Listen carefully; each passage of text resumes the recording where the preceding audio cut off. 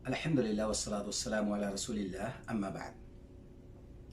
قال الله تعالى في القرآن المجيد: أعوذ بالله من الشيطان الرجيم. قل إنما أنا بشر مثلكم يوحى إلي أنما إلهكم إله واحد فمن كان يرجو لقاء ربه فليعمل عملا صالحا ولا يشرك بعبادة ربه أحدا. اللہ رب العالمین نے سورہ کہف کی اس آخری آیت کے اندر بیان فرمایا کہ اے نبی آپ کہہ دیجئے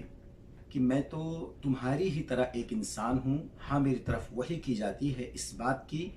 کہ تم سب کا معبود ایک ہی ہے، تو تم میں سے جو شخص اللہ سے ملاقات کرنا چاہتا ہے اسے چاہیے کہ وہ نیک عمل کرتا رہے اور اللہ کے ساتھ کسی کو شرک نہ کرے۔ ہم جانتے ہیں کہ جب ہم ایک ذمہ دار شخص کی حیثیت سے اپنے آپ کو کھڑا کرتے ہیں اور اپنے گھر کی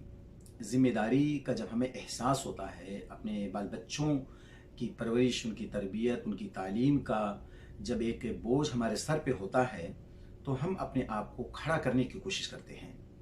اس کے لیے ہم محنت کرتے ہیں، مزدوری کرتے ہیں، اور یعنی اس ذمہ داری کو نبھانے کے لیے بہت کچھ جتن کرنا پڑتا ہے۔ بہت سارے لوگ اپنے ملک کے اندر ہی یہ کام کرتے ہیں اور اپنے گھر کی ذمہ داری کو بخوبی نبھاتے ہیں۔ بہت سارے لوگ جن کی جہاں روزی مقدر ہوتی ہے وہاں ان کو جانا پڑتا ہے، ملک سے باہر ان کو جانا پڑتا ہے تاکہ وہ اس ذمہ داری کو نبھا سکیں اور اچھے سے اپنے گھر کو چلا سکیں۔ یہاں پر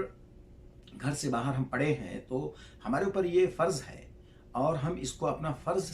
سمجھ کر کے یہ کوشش کرتے ہیں کہ ہم یہاں جو کچھ حاصل کریں اس کے ذریعے سے اپنے بچوں کو ہم خوش کر سکیں، اپنے بچوں تک ہم زیادہ سے زیادہ یعنی بیلنس سے بنا سکیں، اور اس کے بعد جو ہمیں خوشی ملے گی یہاں سے واپس جانے کے بعد تو ہمیں بھی لگے گا کہ ہاں ہم نے اپنے پاس کچھ جمع کیا اپنے بچوں کے لیے، یا ہم نے پہلے سے بھیج کر کے رکھا ہے۔ ایک انسان جو ذمہ دار ہوتا ہے وہ ان تمام چیزوں کو اپنے سامنے رکھ کر کے اپنی زندگی کو آگے بڑھاتا ہے۔ اگر ہم یہاں آنے کے بعد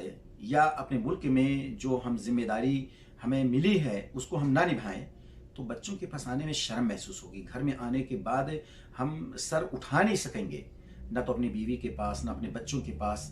اگر ہم اپنے آپ کو اس لائق نہیں بنائے کہ جو ذمہ داری ہے وہ ادا نہیں کر پا رہے ہیں، اپنے ہاتھوں میں، اپنے جیب میں، اپنے پاس کوئی بینک بیلنس نہیں ہو رہا ہے، تو ہمیں اپنے گھر واپس ہونے میں بھی اچھا نہیں لگے گا۔ کس طریقے سے ہم اپنے بچوں میں جا کر کے ان سے ملاقات کریں گے، ان سے ملیں گے؟ بالکل اسی طریقے سے ہمیں اللہ تعالیٰ نے موقت طریقے سے ٹمپریری طور پر یہاں دنیا میں بھیجا ہے تاکہ ہم اس کو اپنا ایک اکیلا معبود سمجھ کر کے اس کی عبادت کریں، اچھے اعمال کریں، اور اس کے بعد اللہ کے ساتھ کسی کو ہم شریک نہ کریں، اس کا شریک نہ ٹھہرائیں، شرک کو در نہ آنے دیں۔ جب یہ بیلنس ہمارے پاس ہوگا، نیک اعمال ہمارے ساتھ ہوں گے، اس میں شرک نہیں ہوگا، تو اپنے رب سے ملنے میں، اپنے رب کے پاس جانے میں ہمیں کوئی جھجک نہیں ہوگی، ہمیں کوئی شرم نہیں محسوس ہوگی۔ ہمیں محسوس کریں گے کہ ہم نے پاس وہ بیلنس تیار کیا ہوا ہے جسے اللہ رب العالمین نے ہم سے ڈیمانڈ کیا ہے، جسے اللہ تعالیٰ نے ہم سے فرمایا ہے لانے کے لیے، وہ ہمارے پاس محفوظ ہے، نیک عمل اور اس میں کوئی شرک نہیں۔ اللہ تعالیٰ ہمیں اس دنیا میں جب تک رکھے توحید پر باقی رکھے، اور ہمیں اللہ تعالیٰ شرک سے محفوظ رکھے، نیک عمل کرنے کی زیادہ سے زیادہ اللہ ہمیں توفیق دے۔ وآخر دعوانا ان الحمد للہ رب العالمین۔